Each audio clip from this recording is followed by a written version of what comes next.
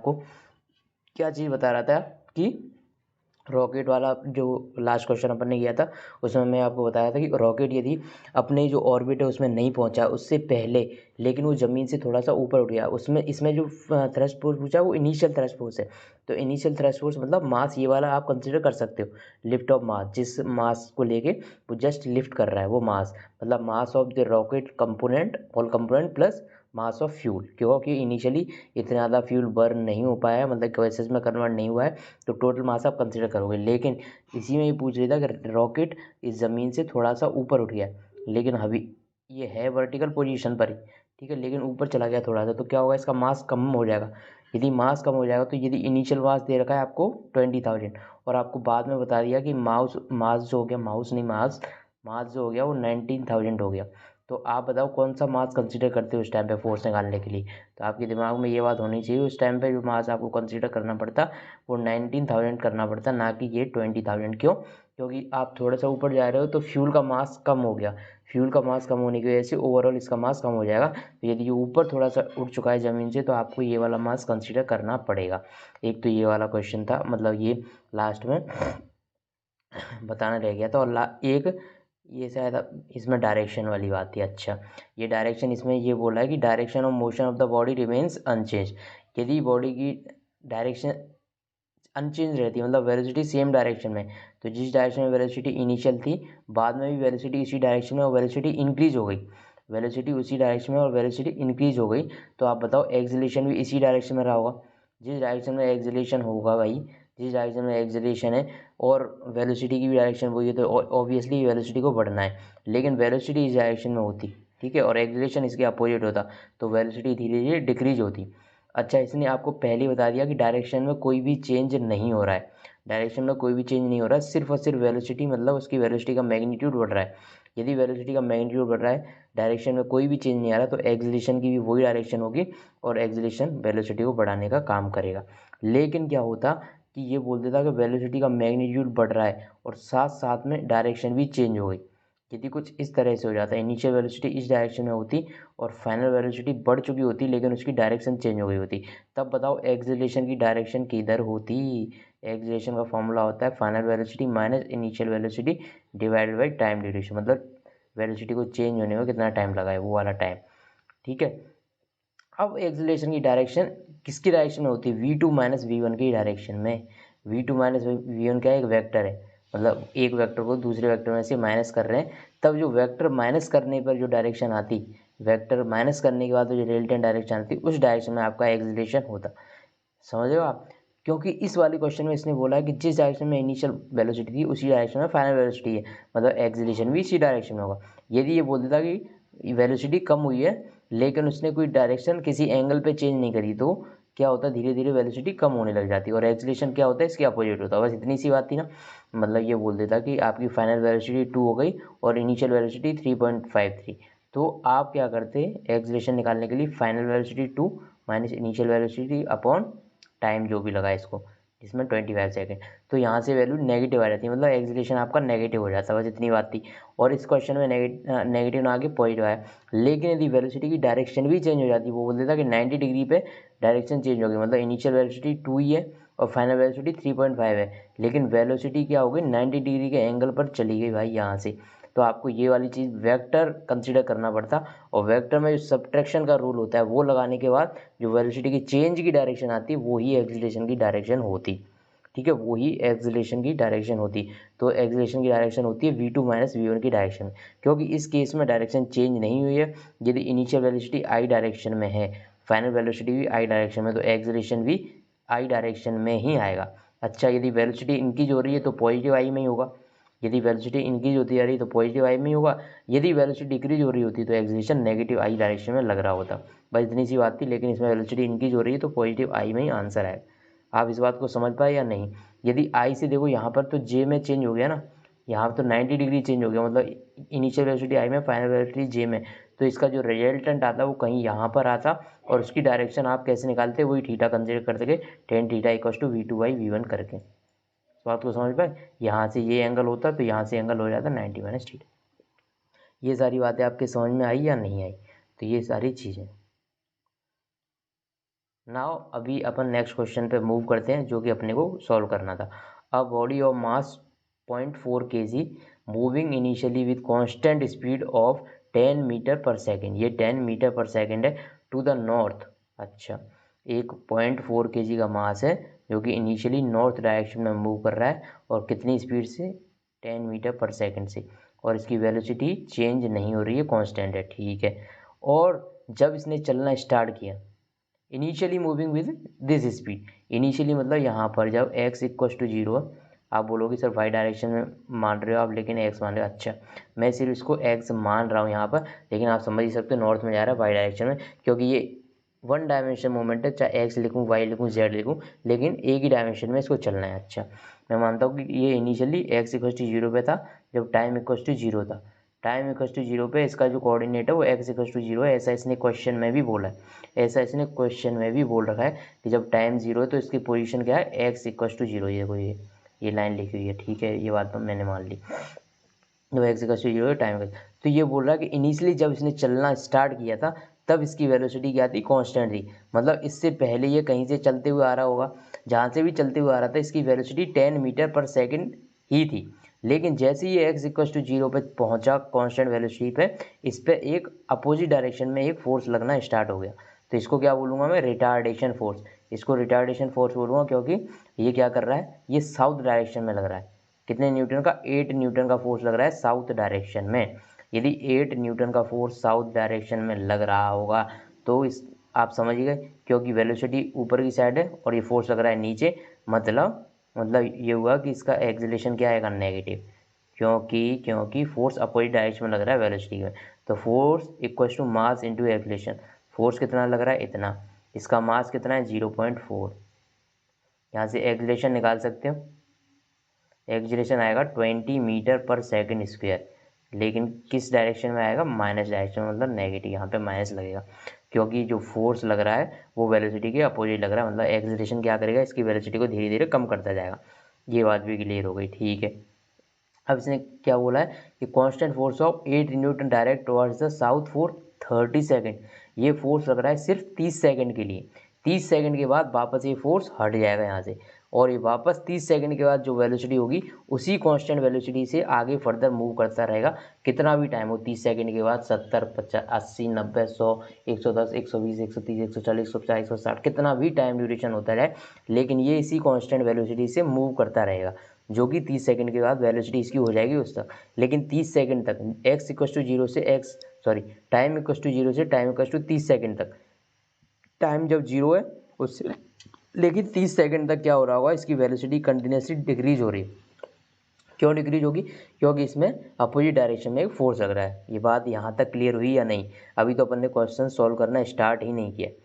अब ये पूछ रहा है कि आपको क्या बताना है, predict its position at T equals to -5 second, T equals to 25 second and T equals to 100 second, तो आपको बताना है इसकी पोजीशन क्या होगी जब टाइम -5 सेकेंड है, -5 सेकेंड का मतलब समझ रहे हो ना, जब ये एक्स इक्वस टू पे आया है तब टाइम इक्वस टू जीरो है, मतलब इससे पहले -5 सेकेंड पे, इससे पहले -5 सेकेंड पे इसकी जो पोजीशन है वो क्या होगी, तो देखो, क्योंकि यहाँ से पहले इसमें जो नेगेटिव डायरेक्शन में फोर्स लगना स्टार्ट हुआ है, मतलब वेलोसिटी के अपोजिट डायरेक्शन में जो फोर्स लगना स्टार्ट हुआ है वो हुआ है टी इक्वल्स टू जीरो पर, लेकिन इससे पहले तो इस पर कोई एक्सेलरेशन था नहीं, ना डी एक्सेलरेशन था ना एक्सेलरेशन था, मतलब ये कांस्टेंट वेलोसिटी से मूव कर रहा होगा, और वो वेलोसिटी कितनी थी, 10 मीटर पर सेकेंड, तो यहाँ से इसको सिंपल आपको क्या लगाना है, डिस्टेंस या displacement equals to velocity upon time, इसमें मोशन की इक्वेशन नहीं लगानी है क्योंकि वो लगती है जब एक्सेलरेशन कांस्टेंट हो, लेकिन ये भी लगा सकते हो, इसमें एक्सेलरेशन कांस्टेंट तो है ही, लेकिन क्या है, एक्सेलरेशन की वैल्यू जीरो,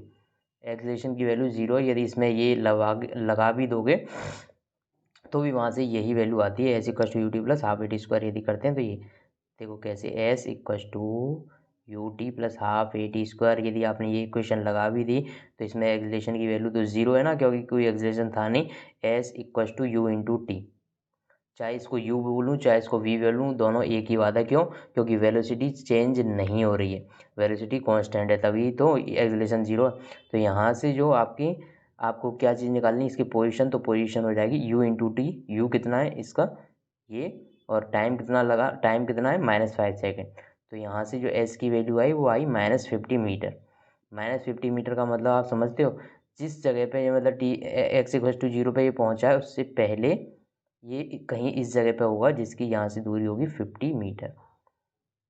मतलब -5 सेकंड पर ये x = 0 से 50 मीटर पीछे होगा, 50 मीटर पीछे होगा। ये पार्ट 1 आपको समझ आया या नहीं आया?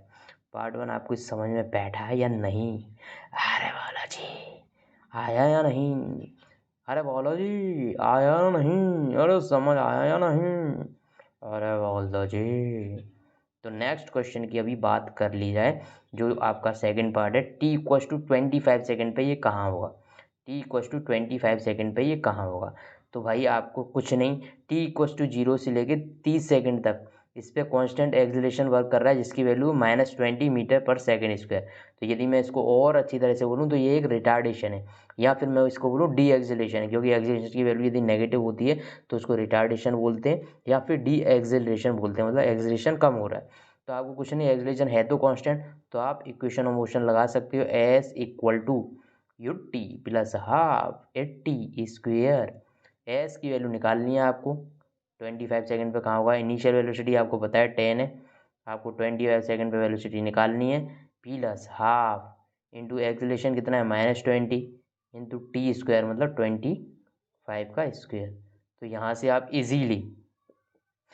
से आप इजीली इसकी पोजीशन निकाल पाओगे। इसको सॉल्व करने के लिए आप 25 कॉमन ले सकते हो यहाँ से, 10 माइनस, इसको मैं कट कर दूँ तो ये हो जाएगा 10, तो ये -10 इंटू 25, क्योंकि एक 25 तो कॉमन आ ही गया। यहाँ से जो s की वैल्यू आ जाएगी 25 इंटू 10 भी कॉमन ले लो, -24। यहाँ से जो s की वैल्यू आएगी तो वो आपको पोजीशन पता चल जाएगी कि अब ये वैल्यू आने वाली तो नेगेटिव ही आपको पता चल रहा होगा। मैं इसको सॉल्व कर दूँ क्या? 25 का इससे मल्टीप्लाई करूँगा तो 25 4 जा 100,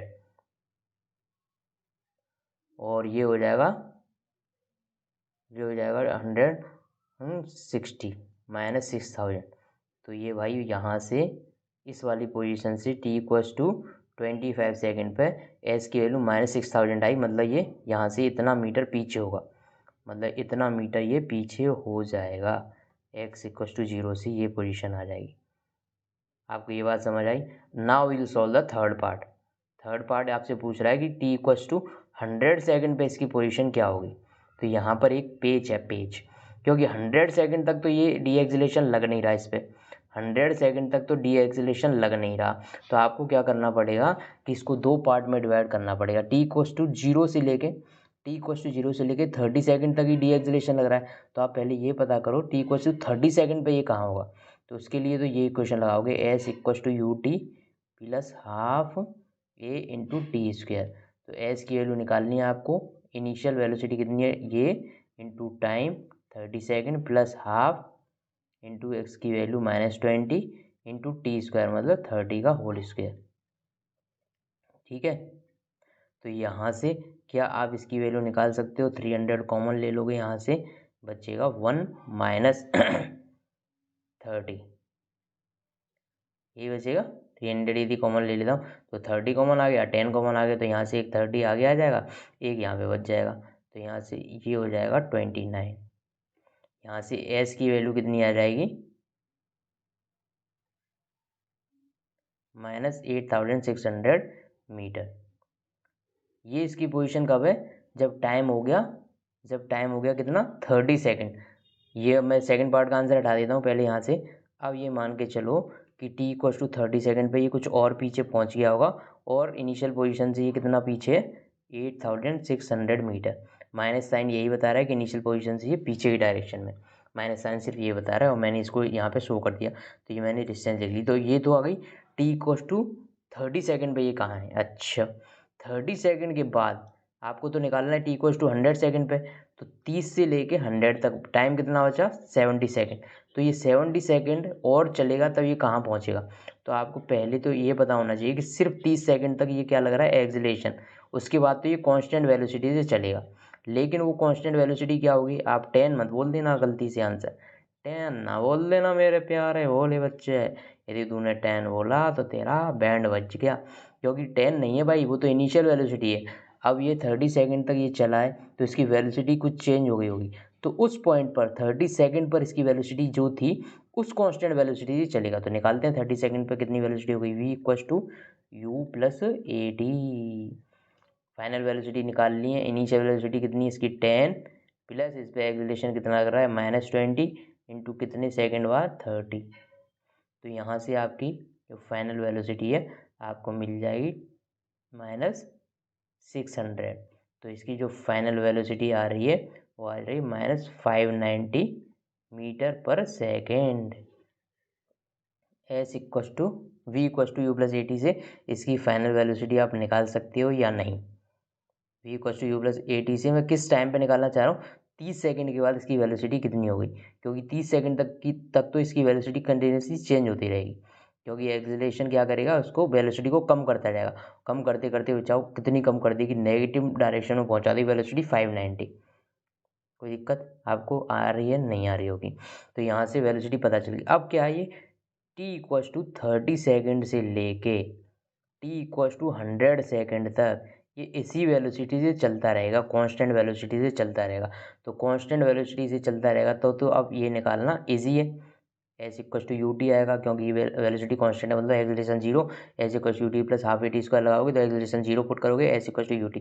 या फिर सिंपली आप इसमें इक्वेशन लगा सकते हो कि जो डिस्प्लेसमेंट या फिर बोलूँ डिस्टेंस जो होती है वो होती है स्पीड इंटू टाइम। यहाँ पे डिस्प्लेसमेंट जो होता है वो होता है वेलोसिटी इंटू टाइम। सिर्फ ये आपको लगाना है। यहाँ से आपको u की वैल्यू पता है 590, मतलब इसकी जो वेलोसिटी है वो, और टाइम कितना लगेगा 30 सेकंड से लेके 100 सेकंड तक, ये वाला टाइम, ये वाला टाइम। तो यहाँ से इन दोनों को मल्टीप्लाई कर लोगे आप,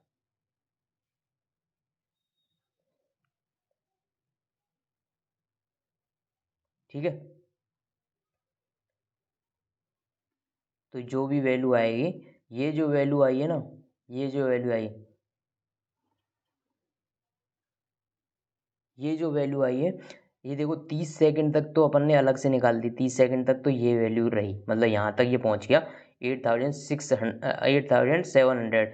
फिर इसके पीछे 70 सेकंड तक और चला और इसने इतनी डिस्टेंस और कवर कर ली।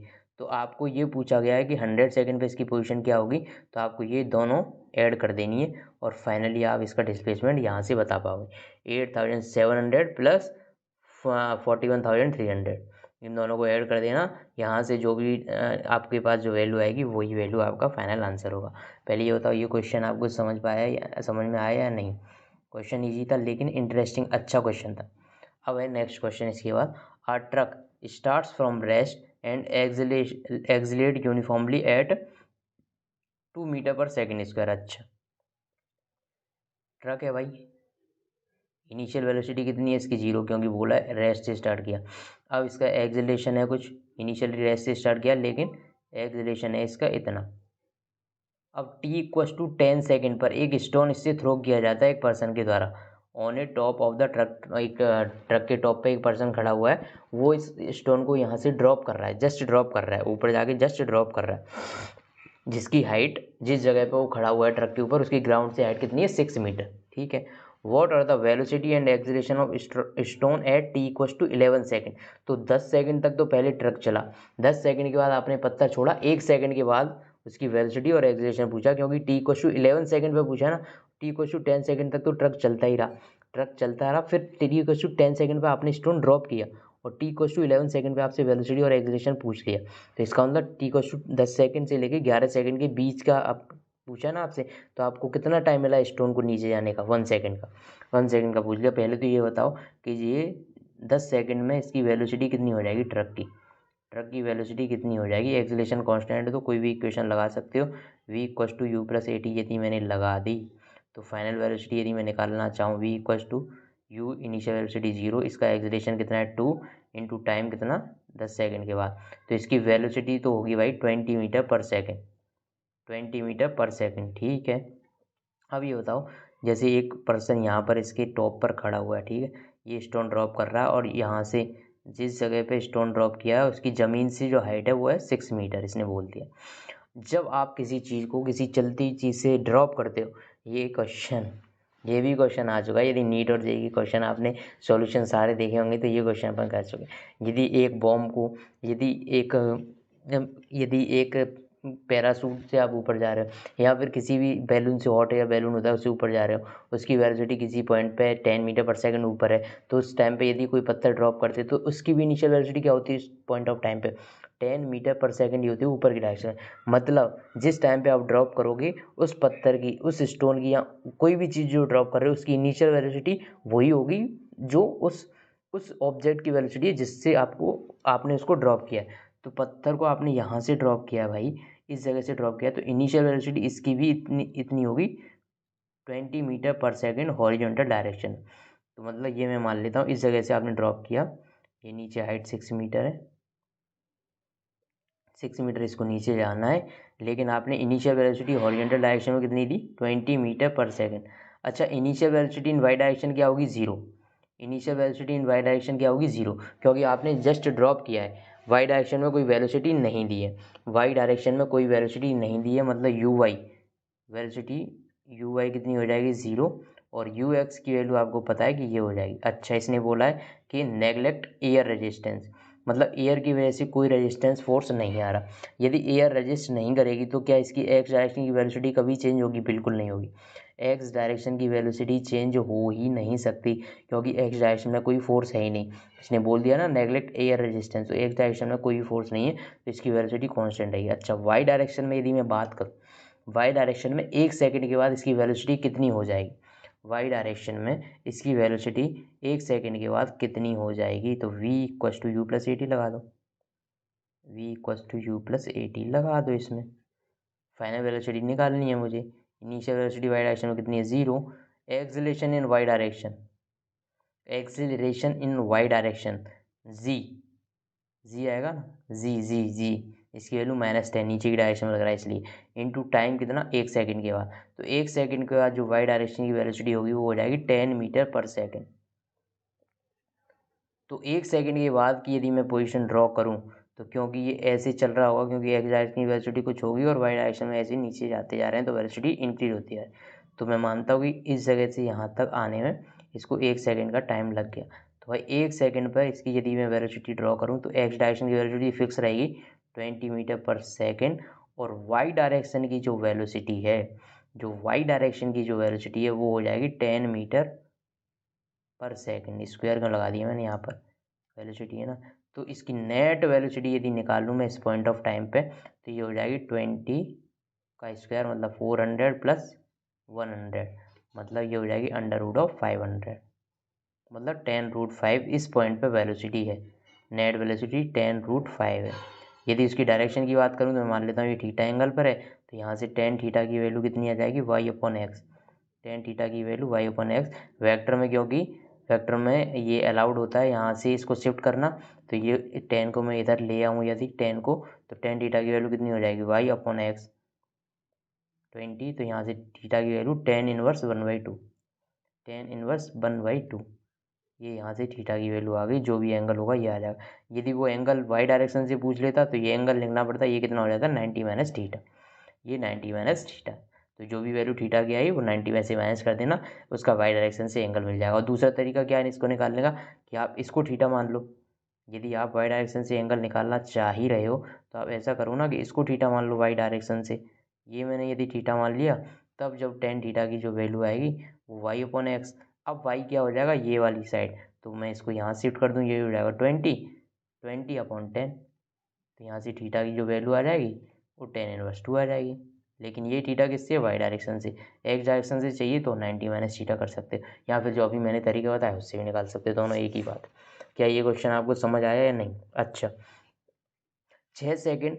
6 मीटर की दूरी इसको कवर करने में टाइम कितना लगेगा, तो ये निकालने के लिए आप क्या करो, S Y equals to U Y T plus half A Y T square, ये चीज़ निकालना बहुत ही ज़्यादा इम्पोर्टेंट है, बहुत ही ज़्यादा इम्पोर्टेंट है। मैं बताता हूँ क्यों, पहले निकाल लेते हैं, एस वाई निकाल लेता हूँ। एस वाई की वैल्यू दे रखी है इसने -6, -6, माइनस की डायरेक्शन में ना इसका डिस्प्लेसमेंट, ये बोल रहा है 6 मीटर के हाइट से फेंक रहा हूँ, तो नीचे की डायरेक्शन में 6 चलना पड़ेगा, -6 लूँगा। यू वाई, वाई डायरेक्शन में यू वाई कितना है, 0, यू टी, तो टाइम तो कुछ भी हो, प्लस हाफ इंटू इसका एक्सेलरेशन कितना है, -10 इंटू टी स्क्वायर। ठीक है, तो यहाँ से जो टाइम स्क्वायर की वैल्यू आ रही है वो आ रही है 12/10।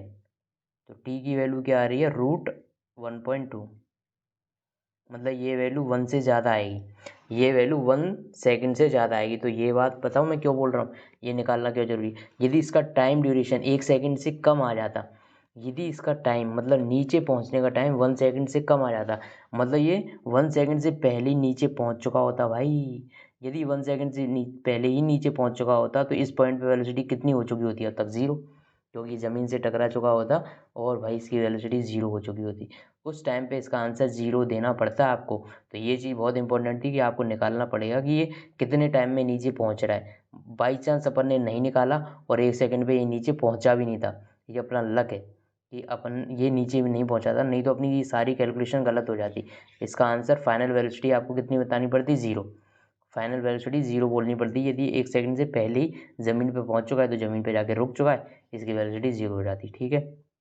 अच्छा, acceleration of stone at T equals to 11 second, मतलब वही 1 सेकंड के बाद इसका एक्सेलेरेशन बताओ। तो भाई इस पर सिर्फ और सिर्फ कौन सा फोर्स लग रहा है, ये मोशन अंडर ग्रेविटी है, मतलब सिर्फ और सिर्फ इस पर जो फोर्स लग रहा है, सिर्फ और सिर्फ फोर्स लग रहा है ग्रेविटेशन लग रहा है, और इस पर जो सिर्फ और सिर्फ एक्सेलेरेशन है वो जी है, मतलब इसमें सिर्फ और सिर्फ ग्रेविटेशनल एक्सेलरेशन लग रहा है। इसने एयर रेजिस्टेंस तो नेगलेक्ट कर दिया, नहीं तो उसकी वजह से भी कुछ डी एक्सेलरेशन या फिर मैं बोलूँ रिटार्डेशन आ सकता था एक्स डायरेक्शन में, लेकिन इसने बोल दिया कि एक्स डायरेक्शन में कोई फोर्स नहीं है क्योंकि एयर का रेजिस्टेंस नेगलेक्ट है।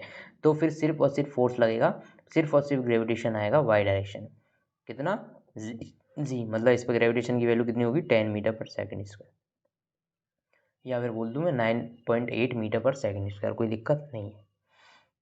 नेक्स्ट है a bob of mass 0.1 kg hung from a ceiling of a room by a string 2 meter length is set into oscillation। अच्छा, आपने एक दीवार है, ये ऊपर सीलिंग है, सीलिंग से आपने एक बॉब लटका दिया 2 मीटर की रस्सी से, नीचे यहाँ पर एक मास लटका दिया, वो ऐसे ऑक्सीलेशन कर रहा है, ऐसे एक एक्सट्रीम पोजीशन पे जा रहा है। एक्सट्रीम पोजीशन पे क्या हो जाता है, वेलोसिटी जीरो हो जाती है।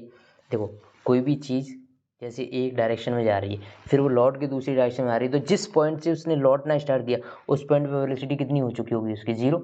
जैसे मैं पत्थर को ऊपर फेंकता हूँ, तो ऊपर फेंकता हूँ तो वो हाईएस्ट पॉइंट तक जाता है, हाईएस्ट पॉइंट से फिर नीचे लौट के आता है, तो हाईएस्ट पॉइंट पर जब वो हाईएस्ट पॉइंट पर पहुँचता है तो वेलोसिटी कितनी हो जाती है, जीरो। लेकिन क्या उस पॉइंट पर फोर्स जीरो होता है, नहीं, फोर्स तो सेम लगता रहता है पूरे के पूरे उसके मोशन के टाइम पे, कितना, mg नीचे की डायरेक्शन में।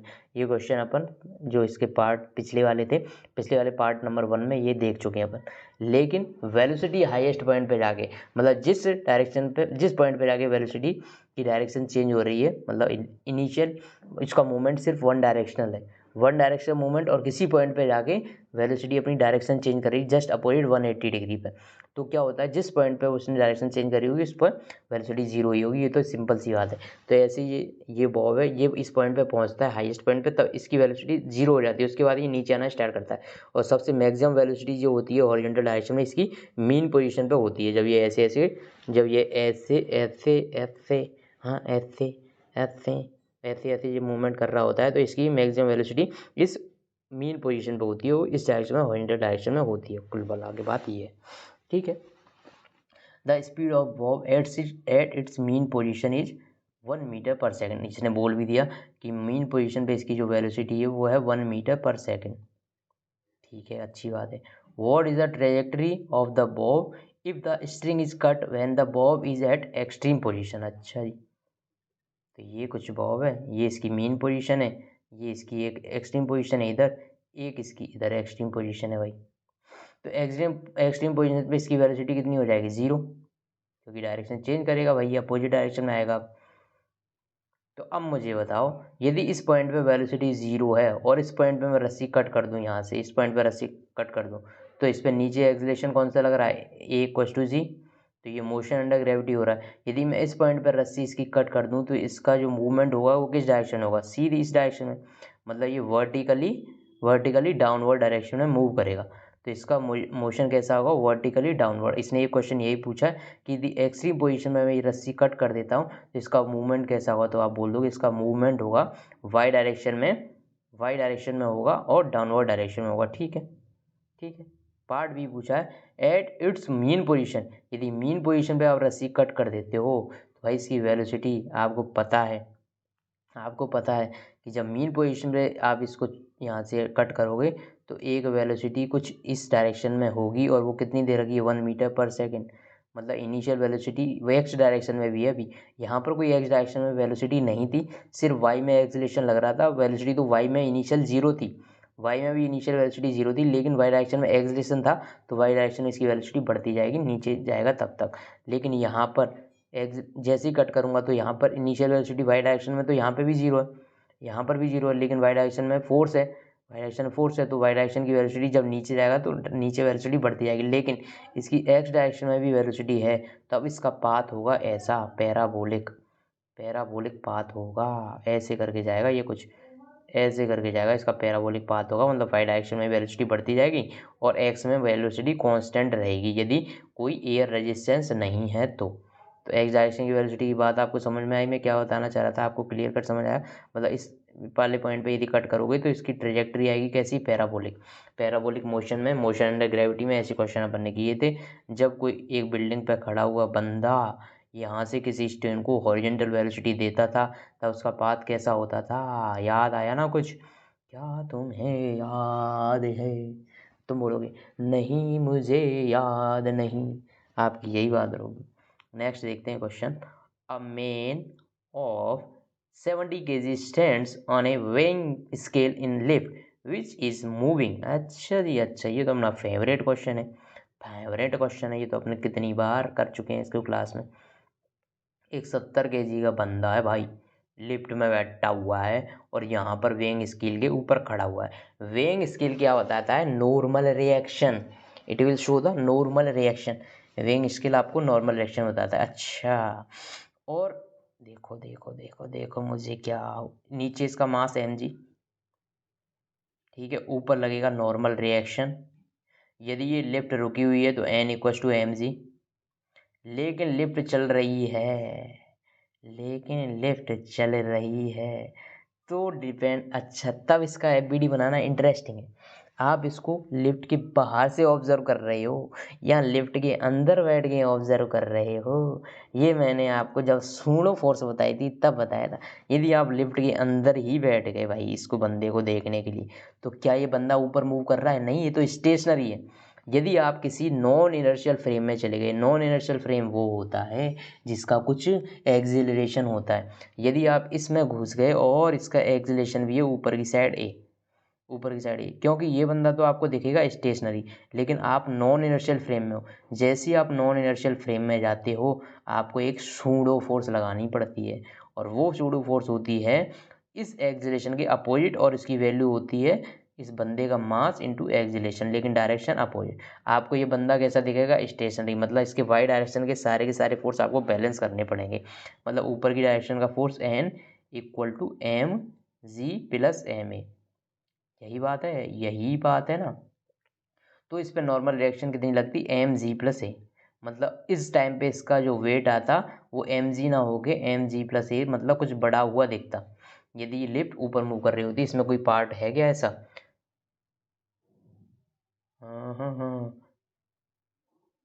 हाँ ये सी पार्ट है ना, upward with uniform acceleration of 5 metre per second square. C part देखो, सी पार्ट में इसने बोला है कि यदि लिफ्ट मूव कर रहे ऊपर with uniform acceleration of 5 metre per second square, तो ऊपर इसका एक्सिलेशन जो दे रखा है 5 मीटर पर सेकेंड स्क्वायर आपको दे रखा है, तब आपको बताना है इसका वेट इसको कितना देगा। वेट मतलब नॉर्मल रिएक्शन, तो ये हो जाएगा एम जी प्लस ए, जी मतलब 10 एक्सिलेशन, ये 5, इसका वेट आपको दे रखा है 70 इंटू 15 मतलब 1050, लेकिन ये तो है वेट, इतना वेट दिखेगा, लेकिन वेइंग स्केल में आपको दिखता क्या है, मास केजी में, तो वो कैसे आता है, M G, N equal to M G. यहाँ से यदि एन की वैल्यू, यहाँ से वेट यदि निकालना चाहोगे तो आपको क्या करना है, सिंपली जो भी आपकी नॉर्मल रिएक्शन की वैल्यू आई उसमें जी का डिवाइड करना है, जी का डिवाइड करना, तो जी की वैल्यू 10 भी हो सकती है, 9.8 भी, वो आपको क्वेश्चन में दे रखा होगा। यदि 9.8 होगी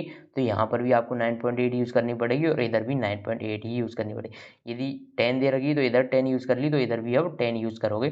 तो जैसे ही 10 का डिवाइड करोगे, जैसे ही 10 का डिवाइड करोगे, यहाँ पर आपका वेट आ जाएगा कितना, 105 किलो, 105 केजी, ये आपका वेट आ जाएगा। ठीक है, कोई दिक्कत आपको नहीं होगी इसमें। नेक्स्ट क्वेश्चन, अच्छा मैं इसी को बाहर से ऑब्जर्व करता, यदि भाई आपका ऑब्जर्वर जो है अब लिफ्ट से बाहर फेंक दिया आपने, इसको ज़मीन पर खड़ा है बेचारा, ये ज़मीन पर खड़ा हुआ, ये यदि आपके मोशन को अब देख रहा होता, तो आप इसको स्टेशनरी देखते या नहीं, आप इसको ऊपर जाते हुए देखते भाई, कितने एक्सीलरेशन से, ये एक्सीलरेशन से ऊपर जाते हुए देखते। तो अब यदि आपको ये लिखना पड़ता तो F net equal to mass into acceleration, ये लिखते आप। एफ नेट कितना लगता है इस पर, ऊपर की डायरेक्शन में, क्योंकि एक्सीलरेशन है तो नेट फोर्स ऊपर की डायरेक्शन में ही मानना पड़ेगा आपको। N minus M G equal to इसका मास एम इंटू इसका एक्सीलरेशन, तो यहाँ से भी एन की value M G plus M A आती, वैल्यू सेम आती, लेकिन फ्रेम ऑफ रेफरेंस यदि आपने अंदर चले गए तो आपको लगाना पड़ता स्यूडो फोर्स, यदि आप अंदर नहीं हो तो आपको स्यूडो फोर्स लगाने की जरूरत नहीं है, क्योंकि स्यूडो फोर्स तभी कंसिडरेशन में आता है जब आप नॉन इनर्शियल फ्रेम में होते हो, मतलब ऐसे फ्रेम में होते हो जिसका कुछ एक्सेलरेशन हो। तो ये बात समझ आ गई, लिफ्ट ऊपर जा रही थी तब की बात है। अब जा रही हो लिफ्ट नीचे, नीचे जा रही है लिफ्ट, नीचे जा रही है तो कोई बात नहीं, नीचे जाने दो इसको। और नीचे जाने का यदि एक्सेलरेशन भी यही है, कितना, 5 मीटर पर सेकेंड स्क्वायर, लेकिन आप इसको किसी चीज़ से सॉल्व कर सकते हो, या तो लिफ्ट के अंदर बैठ के या तो लिफ्ट के बाहर बैठ के। यदि अंदर बैठे हो तो ये आपको बंदा स्टेशनरी दिखेगा, तो आपको इस पर सूडो फोर्स लगाने पड़ेगा, और सूडो फोर्स की डायरेक्शन क्या होगी, एक्सेलरेशन की डायरेक्शन के अपोजिट, और कितना होगा, एम इंटू ए। ठीक है, अभी इस पे ऊपर नीचे का फोर्स बैलेंस करोगे तो ऊपर कितना फोर्स है, N plus M A equal to M G. तो यहाँ से जो नॉर्मल रिएक्शन मतलब इसका जो वेट आएगा एम जी माइनस ए, यहाँ से मास कितना है इसका बंदे का 70, एक्सेलेरेशन ड्यू टू ग्रेविटी मान लेता हूँ 10 है, और एक्सेलेरेशन इसका 5 इसने दे रखा है, तो यहाँ से 70 इंटू 5, समझ गए आप, ये 350, यहाँ से जो नॉर्मल रिएक्शन आया 350।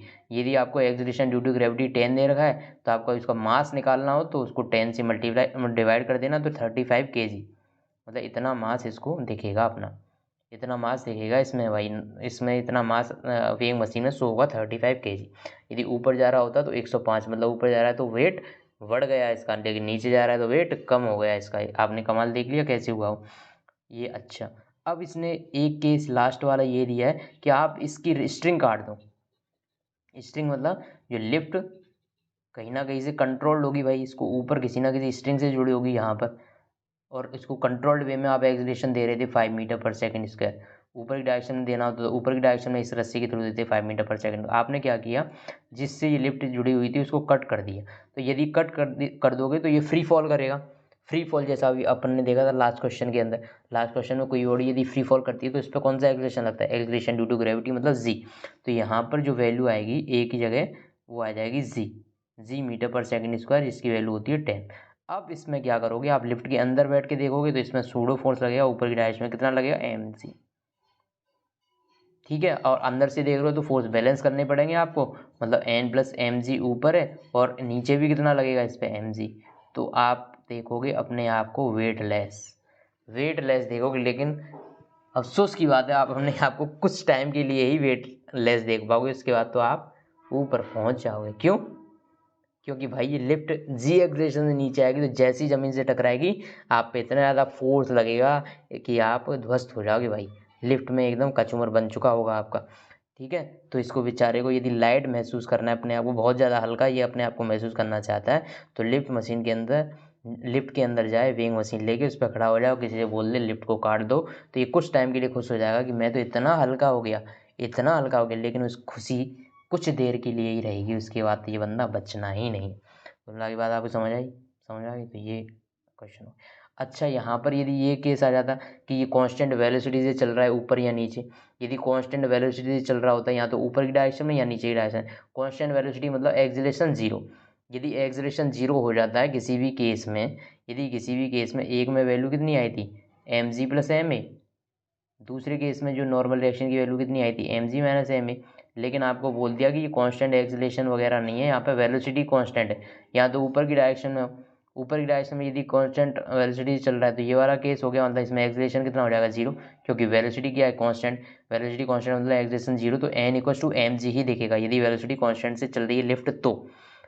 नेक्स्ट केस में यदि वो लिफ्ट नीचे आ रही होती तो ये केस बनाया था अपन ने, लेकिन इसमें भी एक्सीलरेशन जीरो, क्यों, क्योंकि कांस्टेंट वेलोसिटी से नीचे आ रहा है। यदि कांस्टेंट वेलोसिटी से नीचे आएगा मतलब ये वाली चीज़ इसमें जीरो, तो इसमें भी n equal to M G हो जाएगा। तो दोनों केसेस में आप याद रखना n equal to M G ही रहेगा यदि वो कांस्टेंट वेलोसिटी से नीचे जाता है या कांस्टेंट वेलोसिटी से ऊपर जाता है, क्योंकि जब एक्सीलरेशन में चेंज होता है तभी इसका वेट चेंज होगा। यदि एक्सीलरेशन में चेंज नहीं हो रहा है तो इसके वेट में इफेक्ट नहीं आएगा, क्योंकि वेलोसिटी कांस्टेंट मतलब एक्सीलरेशन जीरो। नेक्स्ट है so the position time graph. आपको इस फिगर में, इस फिगर का नाम ही, इस फिगर का नाम ही 4.16, ठीक है, आपको इसमें पोजीशन टाइम ग्राफ दिखाया गया है। एक मास है जिस 5 kg का, 4 kg का, उसका 4 kg का मास का पोजीशन टाइम ग्राफ दिखाया गया है। What is the force on the particle at t less than zero, t greater than zero and t 0 to 4। अच्छा, जब t लेस देन जीरो मतलब इस पार्ट की बात करें तो इसमें पोजीशन क्या है इसकी, x इक्वल टू जीरो है, मतलब इसकी position x equal to zero और पोजीशन चेंज नहीं हो रही है। यदि पोजीशन चेंज नहीं हो रही तो v equal to D X by D T होता है भाई, v equal to D X by D T होता है। मतलब एक्स टी ग्राफ की जो स्लोप होती है वो आपको वेलोसिटी देती है, लेकिन एक्स टी ग्राफ तो भाई एक्स पोजीशन तो चेंज हो ही नहीं रही। यदि पोजीशन चेंज नहीं होगी मतलब x1 इक्वल टू एक्स, चाहे यहाँ पर x लो यहाँ पर x लो, सारे x इक्वल है, मतलब dx की वैल्यू, मतलब इस ग्राफ की स्लोप कितनी है जीरो। ग्राफ की स्लोप जीरो कब होती है, जब वो x एक्सिस के मतलब इस वाली एक्सिस के पैरेलल हो, जो टाइम एक्सिस है यहाँ पर, यदि इसके पैरेलल आप ग्राफ बनाओगे तो भाई उसकी स्लोप जीरो होती है। तो ये तो x मतलब टी एक्सिस पे ही बन रहा है, ये तो टी एक्सिस पे मतलब इसकी स्लोप जीरो, स्लोप जीरो मतलब वेलोसिटी जीरो।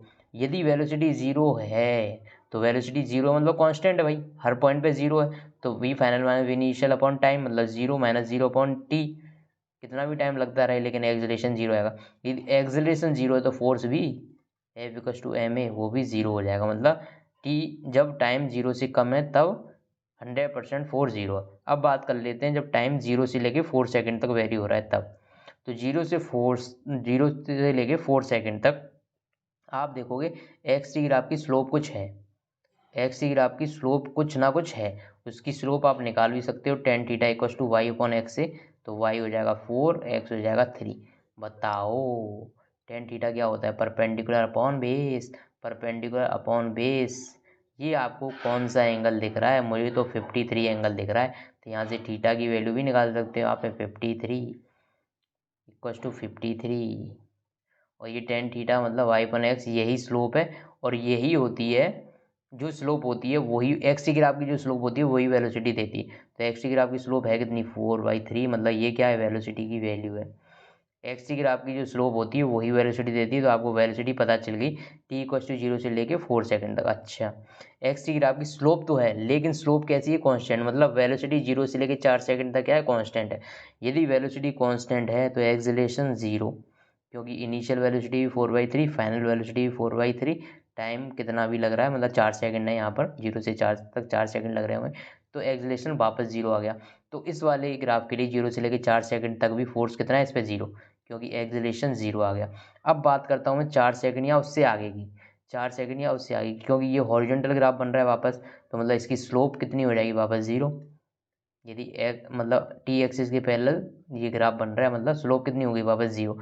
यदि स्लोप जीरो हो गई, स्लोप जीरो हो गई मतलब वेलोसिटी जीरो हो गई, क्योंकि पोजीशन चेंज नहीं हो रही ना यार।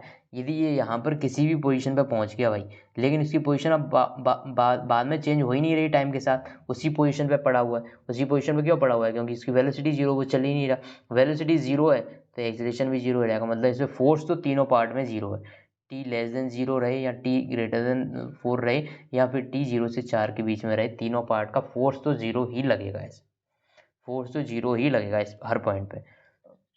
अब इसने नेक्स्ट जो पार्ट पूछा वो पूछा इम्पल्स।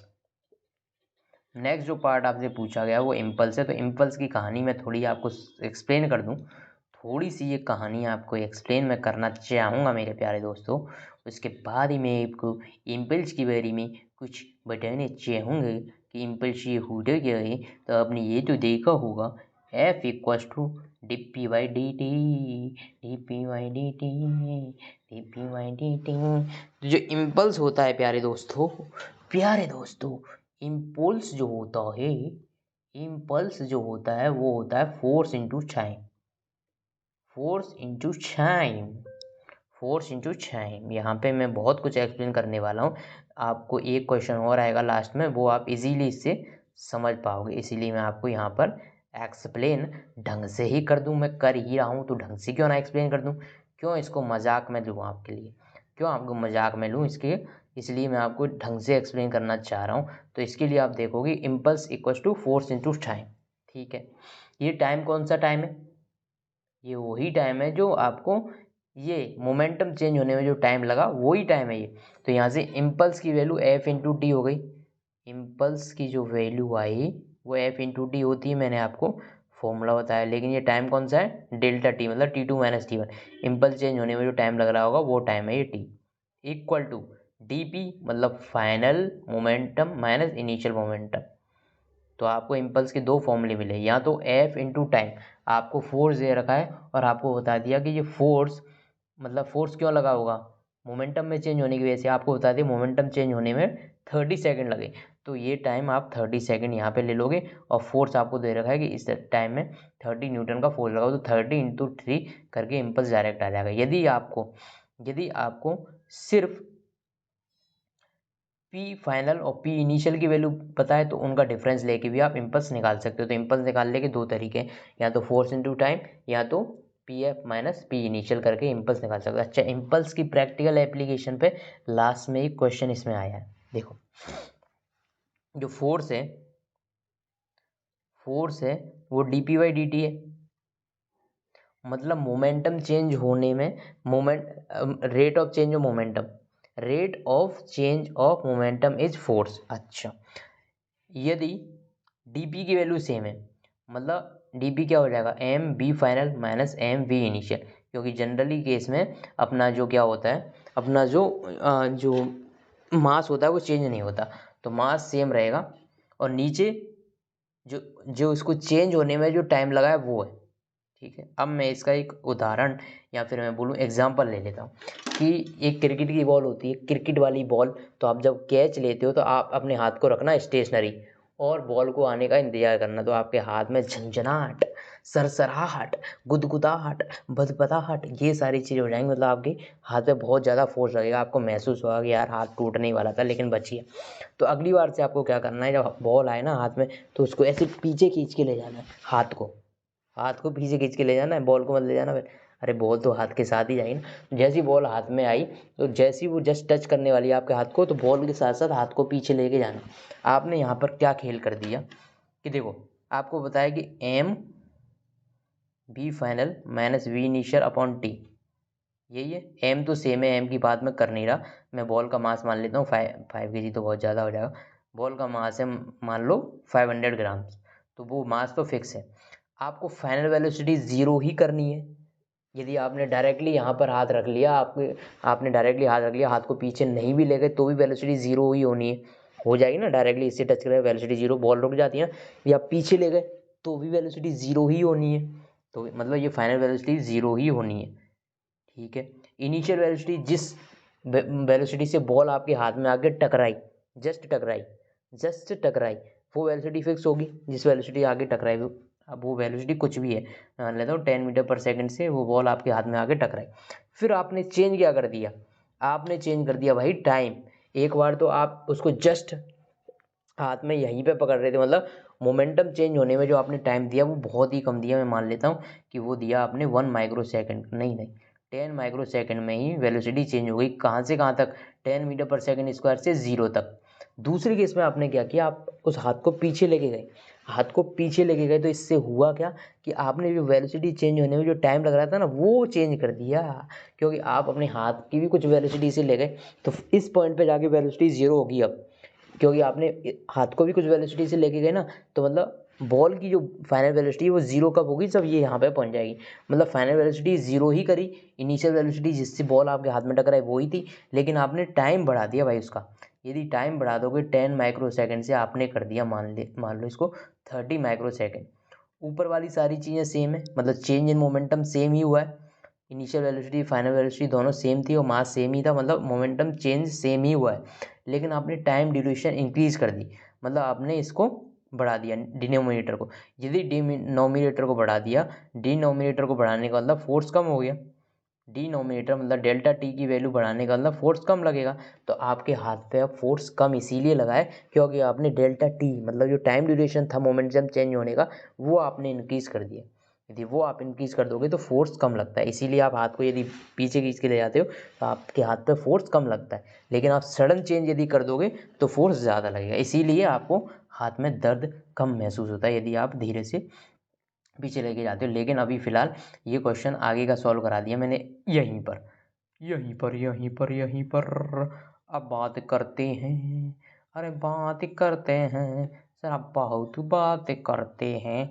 अब बात करते हैं, देखो impulse at T equals to 0 second, आपको टी इक्वस टू 0 सेकेंड पे इम्पल्स निकालना है, मतलब इस पॉइंट पर किसी भी पॉइंट पे इम्पल्स मतलब मैं आई से रिप्रेजेंट करता हूँ F into T equals to M B final minus M V initial, यही होगा, अभी अभी मैंने बता दिया। तो किसी पॉइंट का इम्पल्स मतलब उस पॉइंट के जस्ट बाद की वेलोसिटी माइनस उस पॉइंट से जस्ट पहले की वेलोसिटी। इम्पल्स मतलब उस पॉइंट से इम्पल्स मतलब एफ इंटू टी मतलब M V final minus M V initial, mass तो सेम है, V final minus V initial, मतलब उस पॉइंट से जस्ट बाद की वेलोसिटी वी फाइनल, उस पॉइंट से जस्ट पहले की वेलोसिटी वी इनिशियल। मास कितना है भाई इसका 4 kg, ठीक है। 0 सेकेंड से जस्ट बाद वेलोसिटी कितनी है 4/3, अभी निकाली थी इस ग्राफ की स्लोप 4/3, माइनस इस पॉइंट से जस्ट पहले की वेलोसिटी कितनी है 0, क्योंकि ये ग्राफ हॉरिजॉन्टल है, हॉरिजॉन्टल मतलब इसकी स्लोप कितनी है 0, यदि स्लोप 0 मतलब एक्स टी ग्राफ की स्लोप 0 मतलब वेलोसिटी 0, क्योंकि एक्स टी ग्राफ की स्लोप ही वेलोसिटी होती है। तो यहाँ पर इम्पल्स आया 16/3, ठीक है। और इसकी जो यूनिट है वो तो आप देख ही सकते हो भाई, एफ फोर्स की यूनिट होती है न्यूटन, और ये टी मतलब टाइम, न्यूटन सेकंड, या फिर जो भी आप यूनिट सूटेबल आपको लगे वो आप इससे निकाल सकते हो।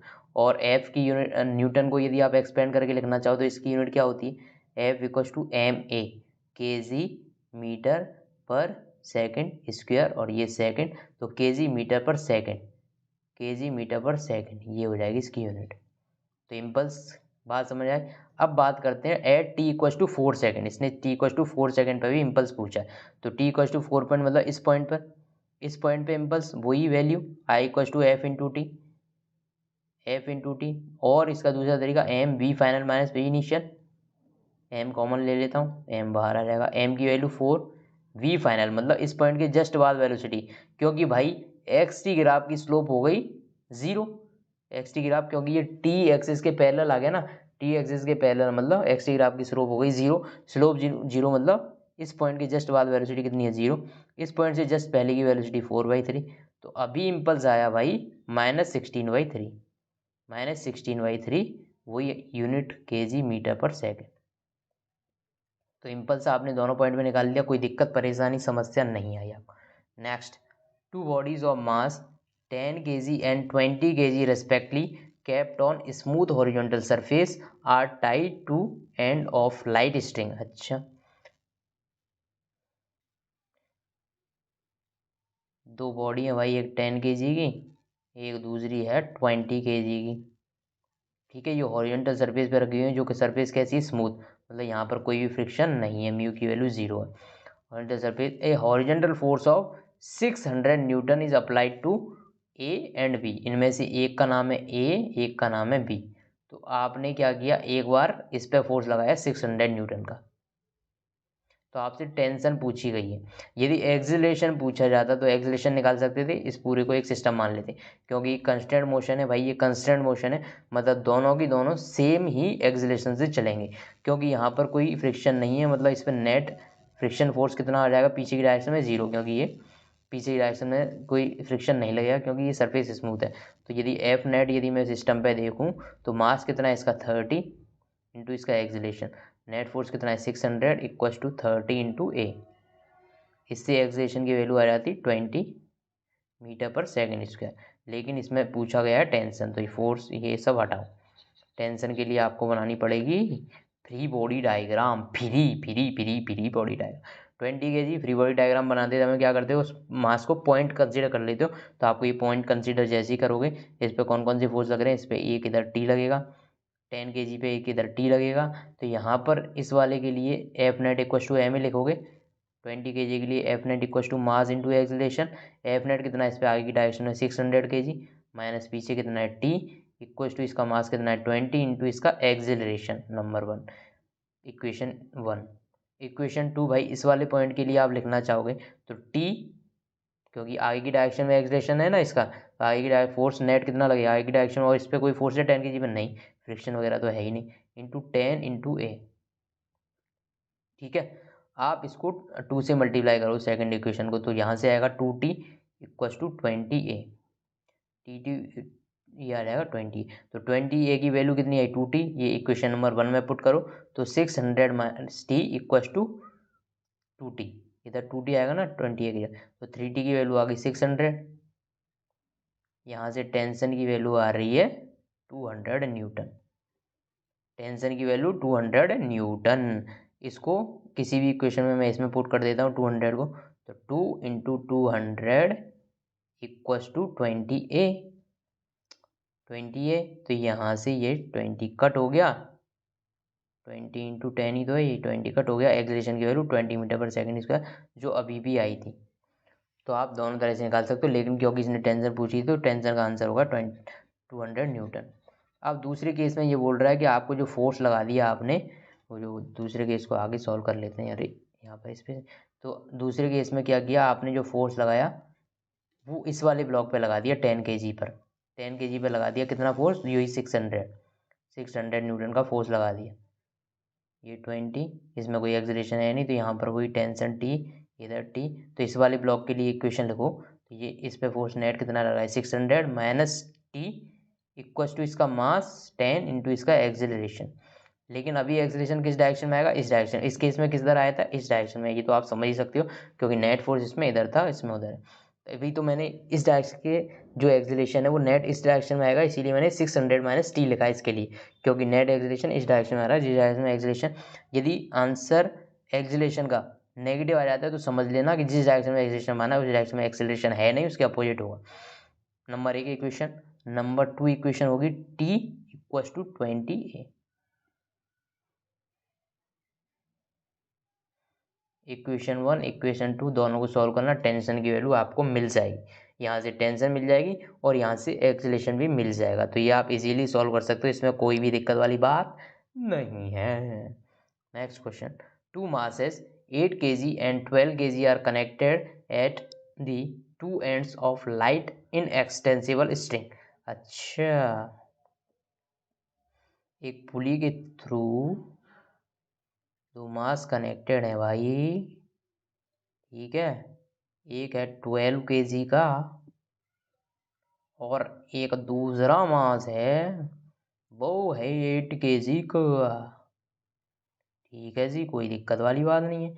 लाइट इन एक्सटेंसिबल स्ट्रिंग, मतलब ये कैसी स्ट्रिंग है, मासलेस, क्योंकि इसने बोल दिया लाइट इन एक्सटेंसिबल, मतलब इसमें कोई भी एक्सटेंशन इसका नहीं हो सकता।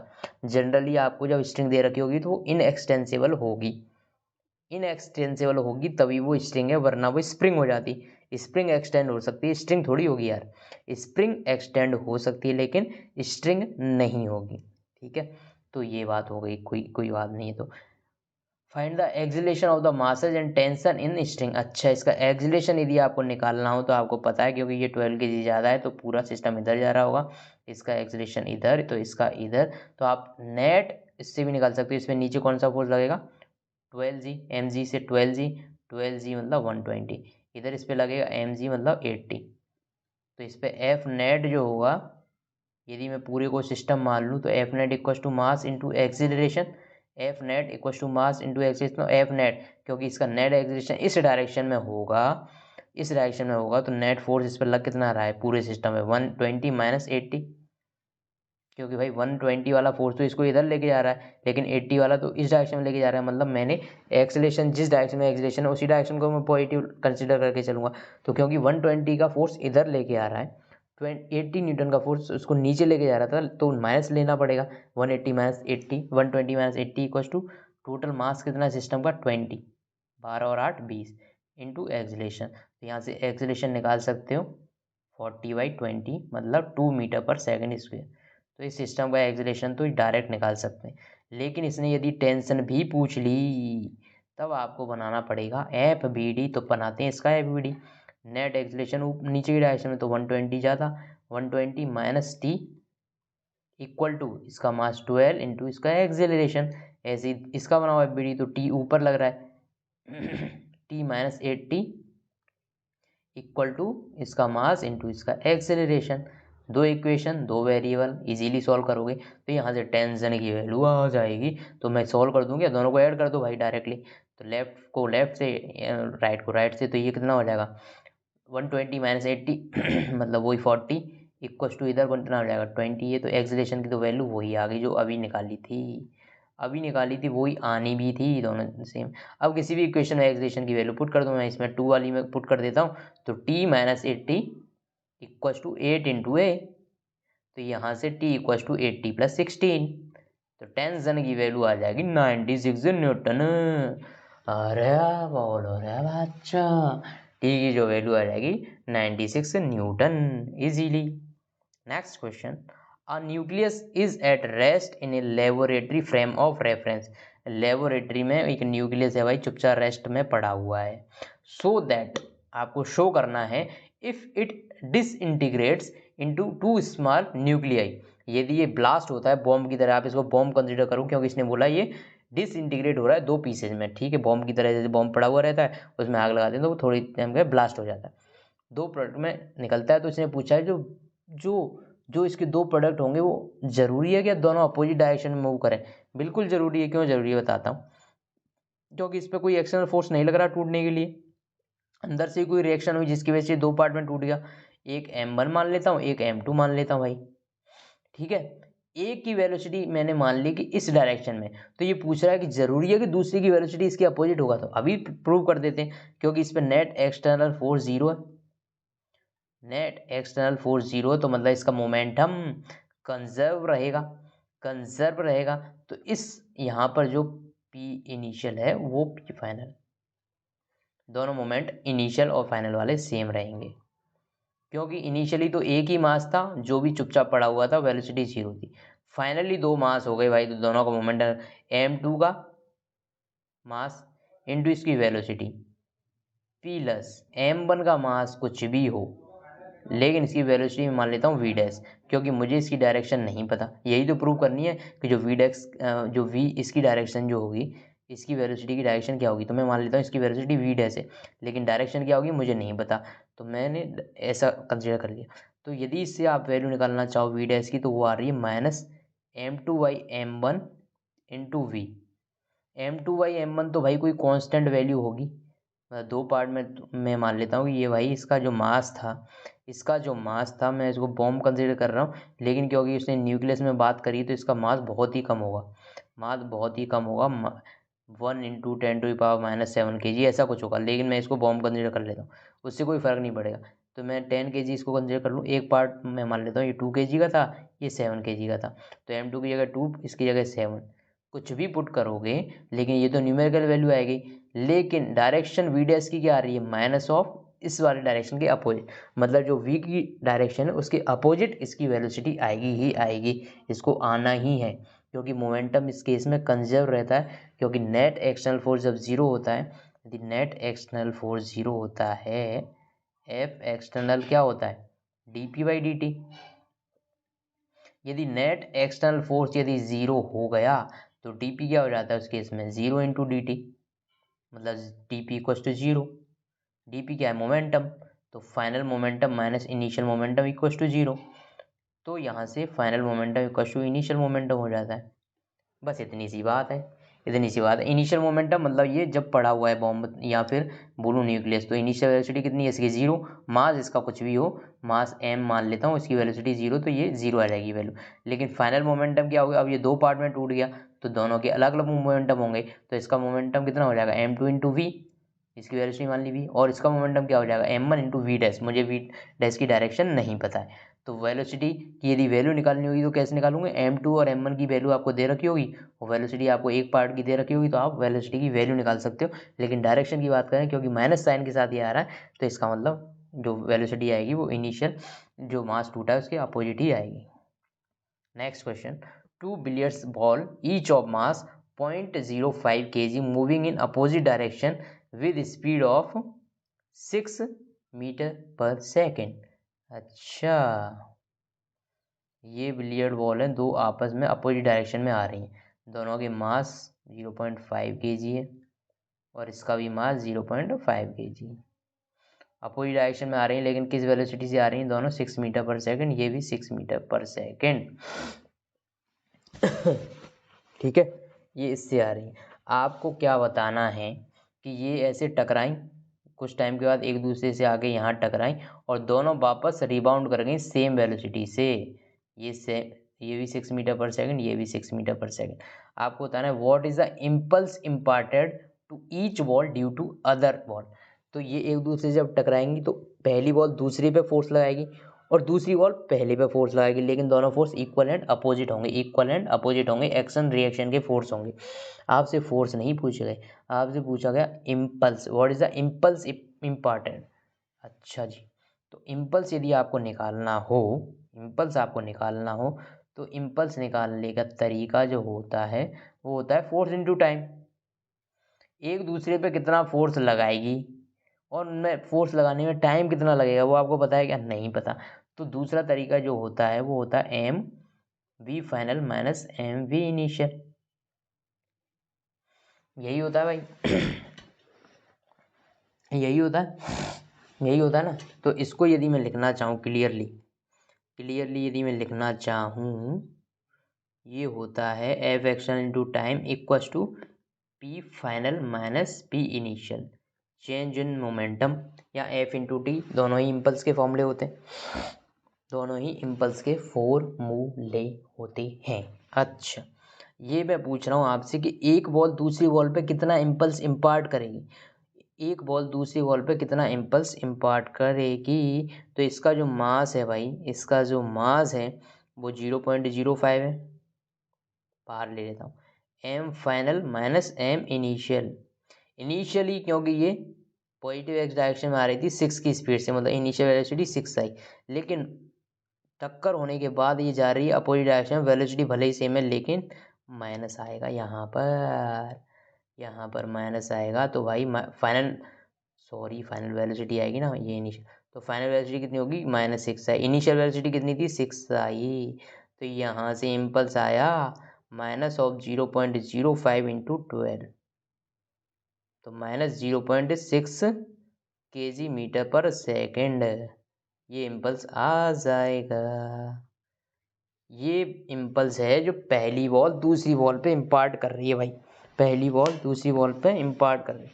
क्योंकि पहली बॉल की वेलोसिटी क्यों चेंज हुई? क्योंकि वो दूसरी बॉल से टकराई, क्योंकि वो दूसरी बॉल से टकराई। यदि आपको टाइम ड्यूरेशन भी पता होती कि फोर्स कितने टाइम ड्यूरेशन के लिए लगा है, तो आप यहाँ से फोर्स भी निकाल सकते थे, P final minus P initial upon time, ये करते ही आपको फोर्स की वैल्यू भी मिल जाती।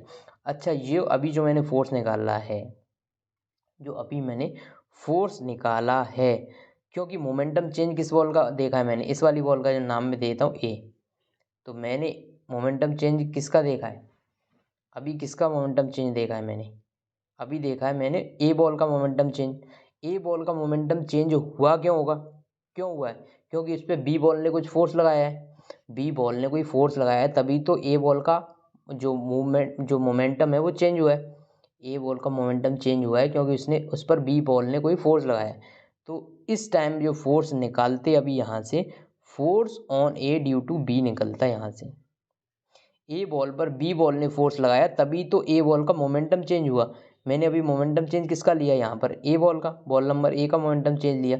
यदि मुझे टाइम पता चल जाता कि ये फोर्स कितने टाइम के लिए लगा, तो क्या मतलब यहाँ फिर ये टाइम दे रखा होता कि मोमेंटम चेंज होने में इतना टाइम लगा, वो बोलता कि 10 माइक्रो सेकेंड का टाइम लगा।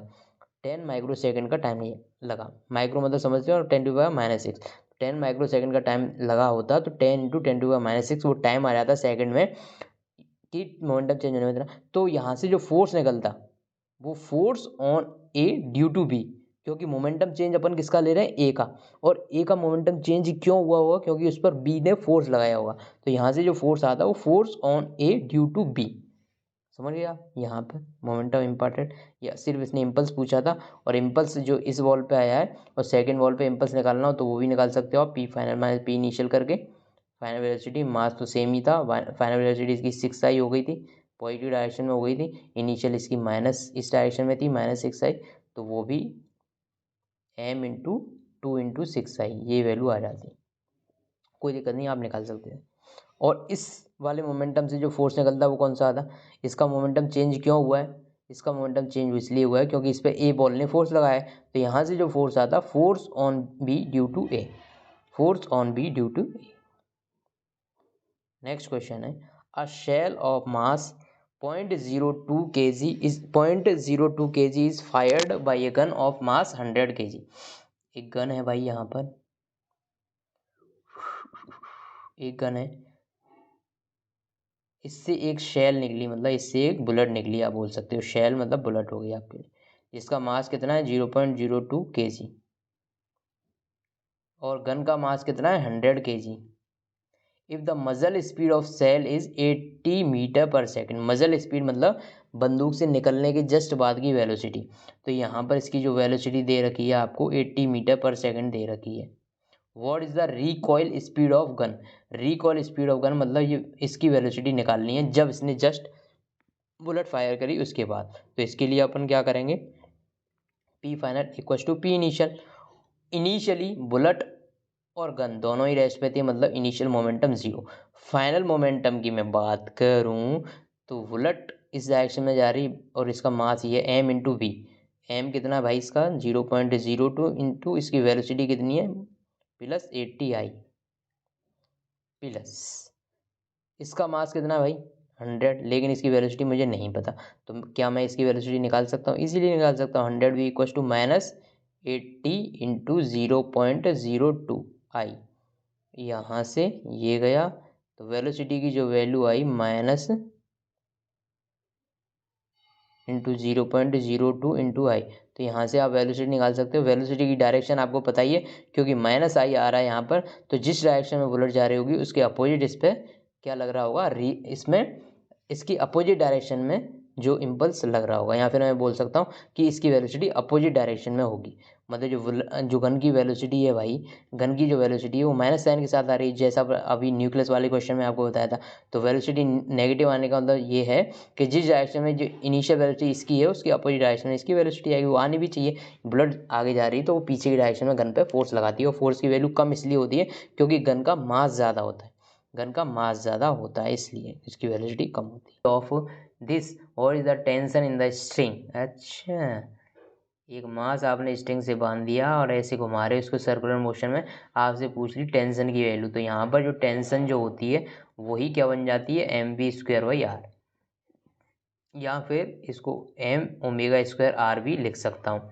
आपको वैल्यू किसकी दे रखी है, रिवॉल्यूशन पर मिनट, रिवॉल्यूशन पर मिनट मतलब आपको ये दे रखी है फ्रीक्वेंसी की वैल्यू, और ओमेगा की जो वैल्यू होती है वो 2πf होती है, ओमेगा की वैल्यू 2πf, एफ दे रखी है आपको 40 रिवॉल्यूशन पर मिनट, तो मिनट को मैं सेकंड में कन्वर्ट कर लेता हूँ, तो यहाँ से जो वैल्यू आएगी रेडियन पर सेकंड में ओमेगा की वैल्यू आ जाएगी।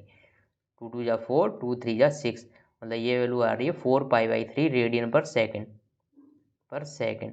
आपको टेंशन की वैल्यू निकालनी थी, m पता है आपको 0.25 kg इंटू ओमेगा मतलब 4π/3 का होल स्क्वायर इंटू रेडियस आपको दे रखी है 1.5 मीटर, तो यहाँ से टेंशन की वैल्यू आ गई। ठीक है, टेंशन की वैल्यू आ गई।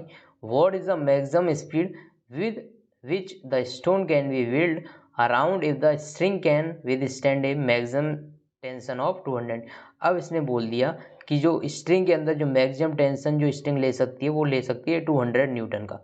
यदि 200 न्यूटन का यदि स्ट्रिंग ले सकती है, स्ट्रेंथ मतलब स्ट्रेस ले सकती है, तो आप मुझे ये बताओ कि आप कितनी मैक्सिमम वेलोसिटी से उसको रोटेट कर सकते हो। कितनी मैक्सिमम वेलोसिटी होगी जब वो 200 न्यूटन का वो ले रही होगी टेंशन। तो ये वैल्यू बताए मुझे। मास की वैल्यू दे रखी है इसने, मास कितना दे रखा है 0.25 वी स्क्वायर। ये वेलोसिटी आपको निकालनी है, आर की वैल्यू 1.5। तो यहाँ से आप वेलोसिटी भी निकाल सकते हो इजीली। यदि वेलोसिटी निकाल सकते हो, यदि इसने एंगुलर वेलोसिटी पूछ ली होती v equal to omega R, तो यहाँ से v अपॉन आर करके ओमेगा की वैल्यू भी आ जाती, क्योंकि v यहाँ से निकाल चुके, आर दे रखा है 1.5, ओमेगा की वैल्यू भी निकाल देते। कोई टफ क्वेश्चन तो है नहीं, ये तो ईजी क्वेश्चन है। ठीक है, अब इसने दूसरा जो क्वेश्चन इसका ही नेक्स्ट पार्ट है, उसने पूछ लिया the speed of stone is increased beyond the maximum permissible value. अच्छा, आपने क्या किया कि स्टोन को इतनी तेजी से घुमाया, मतलब जो वेलोसिटी यहाँ से आएगी ना, मतलब 200 का टेंशन मैक्सिमम ले सकती है स्ट्रिंग, तो उसके करस्पॉन्डिंग कुछ वैल्यू निकालोगे। आपने इससे भी ज़्यादा वेलोसिटी से यदि इसको घुमा दिया तो स्ट्रिंग क्या करेगी, टूट जाएगी। वही केस इसमें दे रखा है कि आपने मैक्सिमम परमिसिबल वैल्यू से भी ज़्यादा वेलोसिटी इसको घुमा दिया तो ये टूट गई, स्ट्रिंग टूट गई। तो ये पूछ रहा है कि जब स्ट्रिंग टूट जाएगी तो वो किस डायरेक्शन में मूव करेगी। क्या, जैसे ये स्ट्रिंग मान लो ये सर्कुलर मोशन कर रही है, ये इसका सर्किल का सेंटर है, ऐसे ऐसे करके ये सर्कुलर मोशन में घूम रही।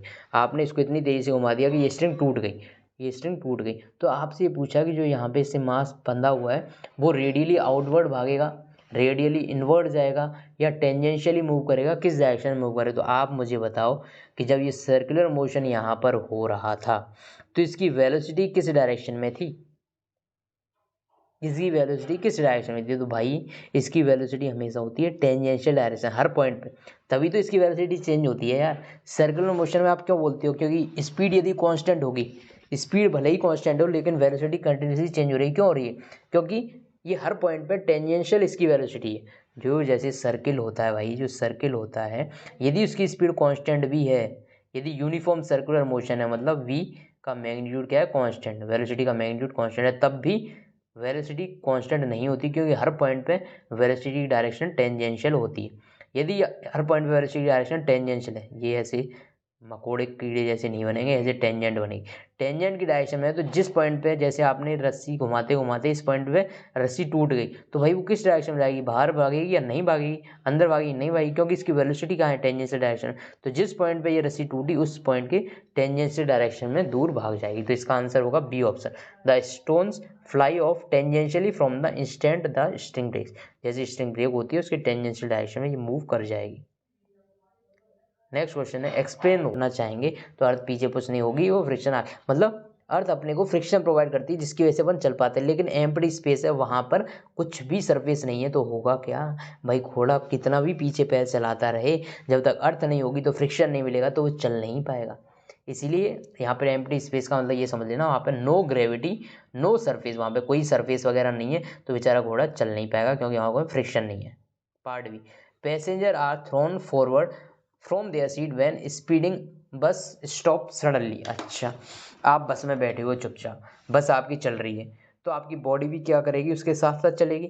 बॉडी भी बस के साथ, ऐसा तो नहीं है कि बॉडी पीछे ही छूट जाती हो, बॉडी बस के साथ ही चल रही, मतलब जो आपकी वेलोसिटी है वही बस की वेलोसिटी है जब आप बस में बैठे हुए। अचानक क्या हुआ कि बस वाले ने लगा दी ब्रेक, बस वाले ने लगा दी ब्रेक, लेकिन फिर क्या होगा, यदि बस ने ब्रेक लगा दी लेकिन आपकी बॉडी में इनर्शिया है, वो वेलोसिटी में अपोज कर, वेलोसिटी चेंज होने का अपोज करता है। फोर्स क्यों लगाया जाता है भाई, फोर्स का काम क्या होता है, फोर्स जब जीरो होता है तब क्या होता है, किसी बॉडी का एक्सीलरेशन जीरो होता है, मतलब उसकी वेलोसिटी में चेंज नहीं हो रहा होता। जो बॉडी जैसी होती है वैसी ही रहना चाहती है, जो बॉडी जैसी होती है वैसी ही रहना चाहती है, वो अपनी जो स्टेट है उसमें चेंज करने का अपोज करती है। फर्स्ट लॉ यही था, फर्स्ट लॉ यही है कि जो बॉडी जैसी होती है उसी स्टेट में रहना चाहेगी। यदि कोई कांस्टेंट वेलोसिटी से चल रही है तो वो कांस्टेंट वेलोसिटी से ही चलना चाहेगी, यदि कोई बॉडी रुकी हुई है तो वो रुकी ही रहना चाहेगी, जब तक कि कोई इस पर एक्सटर्नल फोर्स एक्ट ना करे, जब तक कि उस पर कोई एक्सटर्नल फोर्स ना लगे। ठीक है, तो आपकी बॉडी बस के साथ चल रही थी तो बस के साथ ही चलना चाहेगी, बस के साथ ही चलना चाहेगी, लेकिन भाई बस वाले ने सडनली बस रोक दी, बस वाले ने सडनली बस रोक दी, लेकिन आपकी बॉडी इनर्शिया की वजह से उसी वेलोसिटी से कुछ टाइम तक के लिए चलना चाहिए। यदि आपकी वेलोसिटी चलना चाहिए, बस रुक चुकी है, तो आप बस से आगे गिरोगे ना, ऐसे ऐसे आगे गिरते हैं ना अपन बस, क्योंकि भाई आपकी वेलोसिटी इनर्शिया की वजह से जिस वेलोसिटी से बस चल रही थी उस वेलोसिटी से चल रही थी, लेकिन बस वाले ने बस रोक दी। बस तो रुक गई लेकिन बॉडी नहीं रुकेगी, आप आगे की साइड में फेंक दिए जाते हो। यदि आपने कहीं सहारा ले लिया तो आप उस पर फोर्स लगाओगे तो आप उस जगह पे स्टेबल रह पाओगे, वरना आप आगे आपकी नाक टूट सकती है। Part B, third part, it is easier to put a lawn mower than to push it. किसी चीज को धक्का देना, पुल करना जो होता है इजी होता है एज कम्पेयर टू पुश। तो इसके लिए मैं आपको न्यूमेरिकल ये वाला करा ही चुका हूँ। यहाँ पर यदि आप इसको पुल करते हो तो इसमें यदि थीटा एंगल पे पुल कर रहे हो तो यहाँ पर लगता है एफ कॉस थीटा, यहाँ पे लगता है एफ साइन थीटा। और इसमें कौन कौन से फोर्स होंगे, ऊपर एक नॉर्मल रिएक्शन होगा, नीचे एक एम जी होगा। तो यहाँ पर N plus F sine theta equals to M G. यहाँ से एन की वैल्यू आती है M G minus F sine theta. ठीक है, इसको चलाने वाला फोर्स कौन है, F cos theta horizontal direction में, लेकिन इसमें फ्रिक्शन पीछे लगेगा क्योंकि आगे जा रहा है, तो वो वैल्यू कितनी होगी, mu S into N. Mu S into N एक लिमिटिंग फ्रिक्शन है जो कि म्यू एस इंटू एन होगा, लेकिन ये चलने लग गया तब म्यू के इंटू एन लगेगा। उसके लिए आपको फ्रिक्शन का वीडियो देखना ही पड़ेगा, क्योंकि बहुत ज़्यादा मतलब 1 1.5 2 घंटे तक मैंने बताया, वो यहाँ पे कैसे एक्सप्लेन कर दूँ एक साथ। तो म्यू एस की वैल्यू पीछे की डायरेक्शन में लगेगी, म्यू एस की वैल्यू कुछ भी हो, इंटू एन की वैल्यू कितनी आएगी, M G minus F sine theta. इस केस में जब आप इसको पुल कर रहे हो, यदि मैं इसको सेम ब्लॉक को पुश करता यहाँ से सेम एंगल पर, तो भाई इसमें एक एफ कॉस थीटा इधर आता और एफ साइन थीटा नीचे की डायरेक्शन में लगता था, पुश करता था। बाकी फोर्स वही नॉर्मल और नीचे एम जी। अभी बाई डायरेक्शन में तो मूवमेंट है नहीं, तो N equals to M G plus F sine theta. यहाँ पर यदि आप फ्रिक्शन की वैल्यू निकालो तो म्यू एस की यदि सेम सरफेस भी है, यदि सेम सरफेस है M G plus F sine theta, इस केस में फ्रिक्शन की वैल्यू ज़्यादा है। तो जब आप उसको पुश करना चाहोगे किसी एंगल पे तो आपको ज़्यादा फोर्स लगाना पड़ेगा, क्योंकि यहाँ पे फ्रिक्शन ज़्यादा है, तो आपको ज़्यादा फोर्स चाहिए उसको फ्रिक्शन को ओवरकम करने के लिए, एज़ कम्पेयर टू जब आप बॉडी को पुल करते हो। तो इसीलिए पुल करना इज इजियर देन पुश करना। अब इसका last part, a cricketer moves his hand backward while holding a catch. जब आप किसी कैच को पकड़ते हो आप अपने हाथ को पीछे क्यों ले जाते हो, इसका आंसर मैंने आपको पहले ही दे दिया है, अब मैं इसको नहीं बताऊंगा। ये आपके एनसीईआरटी का लास्ट क्वेश्चन था, कोई दिक्कत नहीं है। अच्छा, ये वाला जो क्वेश्चन था इसको थोड़ा ढंग से समझ लेते हैं। जो इम्पल्स वाला क्वेश्चन है, ये इम्पल्स वाला क्वेश्चन है, इम्पल्स वाला आ रहा है, इम्पल्स वाले क्वेश्चन। इसमें एक स्लाइड ऐड कर दूं पहले।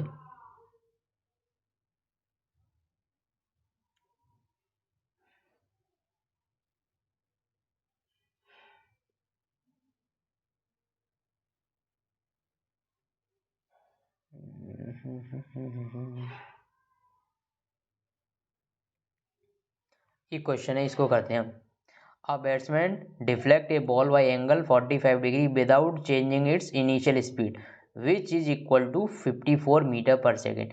एक बॉल है जो आपके बैट से आगे ऐसे टकराई इस डायरेक्शन में, कितने स्पीड से, 54 किलोमीटर पर आवर से। 54 किलोमीटर पर आवर का यदि मतलब देखूं तो 54 इंटू 5/18, मतलब ये हो जाएगा 15 मीटर पर सेकेंड। तो 15 मीटर पर सेकेंड से एक बॉल आपके बैट से आगे यहाँ पर टकराई, लेकिन आपने बॉल को डिफ्लेक्ट कर दिया ऐसे 45 डिग्री के एंगल पे, लेकिन उसकी स्पीड चेंज नहीं हुई, उसकी स्पीड अभी भी इतनी है, बस डायरेक्शन चेंज हो गई।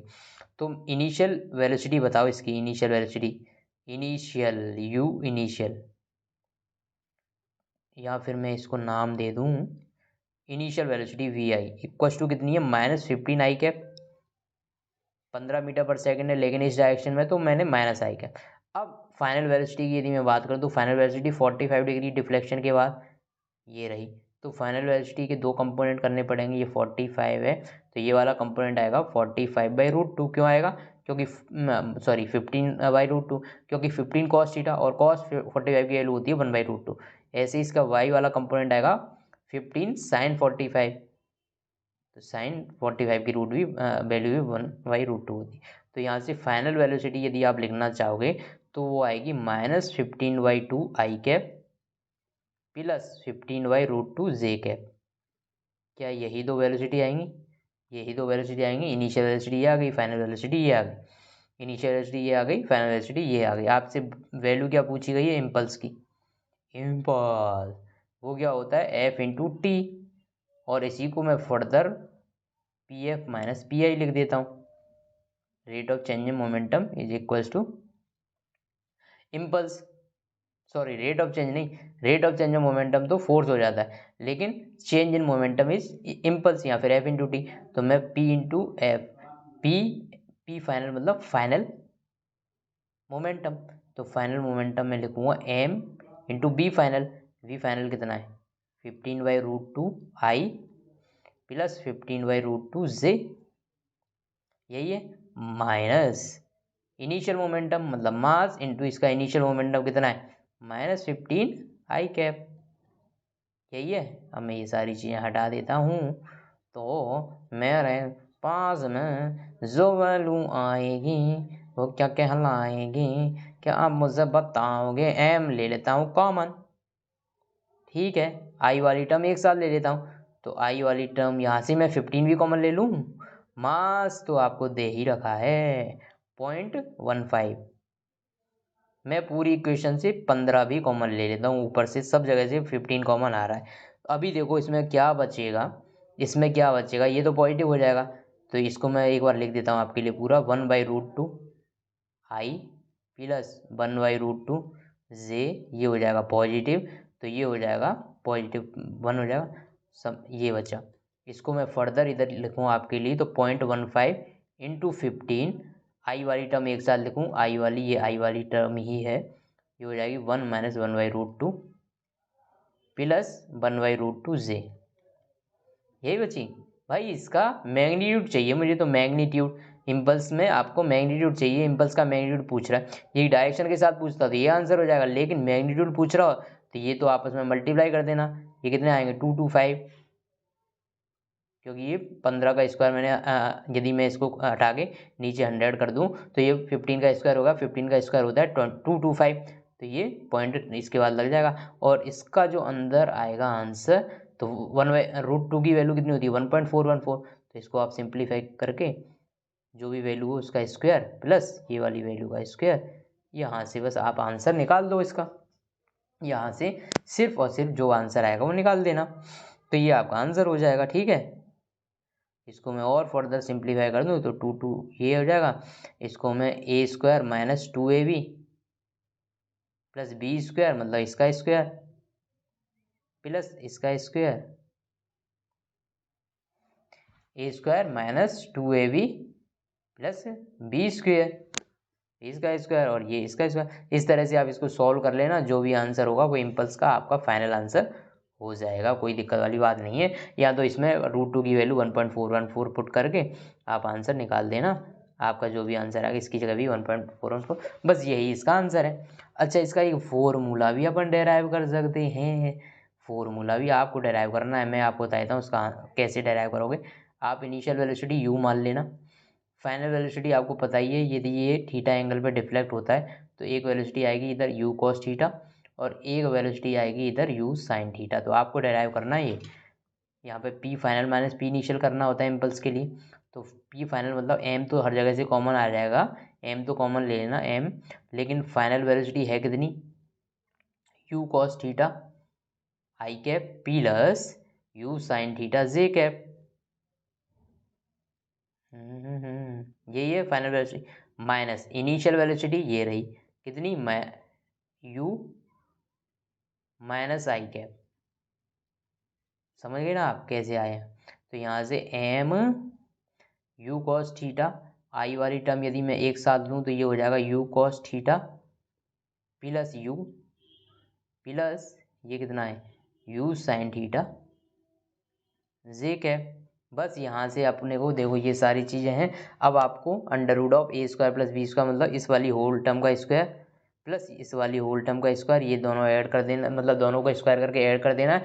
इससे फाइनली जो भी आंसर आएगा वो आप मतलब शॉर्ट में आपको फॉर्मूला बनाना हो तो इससे कर सकते हैं, लेकिन ये आपका डायरेक्ट मेथड है। यदि आपको फॉर्मूले वगैरह नहीं बनाना, आपको इजीली इसे सॉल्व करना है तो ऐसे सॉल्व कर सकते हो, लेकिन यही मेथड सबसे अच्छा है कई बार ऐसा होगा कि जो डायरेक्शन की भी आपको मतलब अच्छी खासी नॉलेज होनी चाहिए, वहाँ पे वो फॉर्मूला काम नहीं भी आएगा कई जगह, तो इसीलिए इसे डिराइव कर लेना आप फॉर्मूला चाहो तो। और ये मैंने आपको क्लियर कट बता ही दिया कि ऐसे आप इम्पल्स निकाल सकते हो, ठीक है। यदि मैं फोर्स की बात करूँ, यदि कोई दो ऑब्जेक्ट है, ये ऑब्जेक्ट नंबर ए, ये ऑब्जेक्ट नंबर बी, ये ऑब्जेक्ट नंबर ए है, ये ऑब्जेक्ट नंबर बी। अच्छा, ये दोनों आपस में टकराते हैं और टकराने के बाद एक इधर गया, एक इधर गया, इधर चला मैं उधर चला, जाने कहाँ मैं किधर। अच्छा, इस पे यदि इम्पल्स की वैल्यू मैं निकाल लूँ, इस पे इम्पल्स की वैल्यू मैं निकाल दूँ कि मेरी इम्पल्स की value P final minus P initial करने से इसकी इम्पल्स की वैल्यू आ गई, इम्पल्स की वैल्यू आ गई। और आपको बता दिया उसने कि मोमेंटम चेंज होने में 2 सेकंड का टाइम लगा, 2 सेकंड का टाइम लगा। फिर वो आपसे पूछ रहा है कि ऑब्जेक्ट नंबर ए पर फोर्स बताओ ऑब्जेक्ट नंबर बी के वजह से, force on object A due to object B. अब मुझे ये बताओ, यदि आपको एफ ए बी की वैल्यू निकालनी है तो आप यहाँ पर जो B V final minus B V initial ये करोगे, या V A final minus V A initial ये करोगे। मास कॉमन ले लेते हैं, इसको हटा दें। अब बताओ इनमें से कौन सा करोगे। यदि आपसे पूछ लिया force on A due to B, force on A due to B. अच्छा, एक बात मुझे बताओ, ए का मोमेंटम चेंज हो रहा है, ए का यदि मोमेंटम चेंज हो रहा है तो वो किस वजह से चेंज हो रहा होगा, क्योंकि उस पर बी ने फोर्स लगाया होगा। ए का यदि मोमेंटम चेंज हो रहा है तो उसका मोमेंटम किस वजह से चेंज होगा, क्योंकि उस पर बी ने फोर्स लगाया होगा। तो यदि आपने मोमेंटम चेंज कंसीडर किया है ए का, यदि आपने मोमेंटम चेंज कंसीडर किया है ए का, तो यहाँ पर जो फोर्स आएगा वो आएगा force on A due to B, because A का मोमेंटम किस वजह से चेंज हुआ है, क्योंकि उस पर बी ने फोर्स लगाया, force on A due to B आएगा, यदि आपने ये कंसीडर किया है तब। यदि आपसे पूछ लेता एफ बी ए, तब आप ये कंसीडर करते, आप समझ गए, क्योंकि बी के मोमेंटम में चेंज आया हुआ, ए ने फोर्स लगाया हुआ, तब force on B due to A तब आएगा जब आप ये वाला कंसीडर करो। और ये दोनों इक्वल एंड अपोजिट होंगे, एक्शन रिएक्शन पेयर बनेंगे। यहाँ पर ये एक्शन रिएक्शन पेयर बनेंगे, वो एक अलग बात है कि दोनों की वैल्यू सेम आएगी लेकिन डायरेक्शन अपोजिट आएगी, वो मैं डिस्कस नहीं कर रहा हूँ। मैं डिस्कस सिर्फ ये कर रहा हूँ कि यदि आपको force on A due to B यदि पूछ ली तो आप कैसे निकालोगे, कौन सा मोमेंटम कंसिडर करोगे। तो आप यदि ए के मोमेंटम चेंज को कंसिडर करते हो तो यहाँ से एफ ए बी मिलेगा, force on A due to B, क्योंकि ए के मोमेंटम में चेंज क्यों आया, क्योंकि उस पर बी ने फोर्स लगाया। ये बात आप समझ गए, तो ये मैं आपको बताना चाह रहा था। Thank you so much. ये सारे क्वेश्चन अभी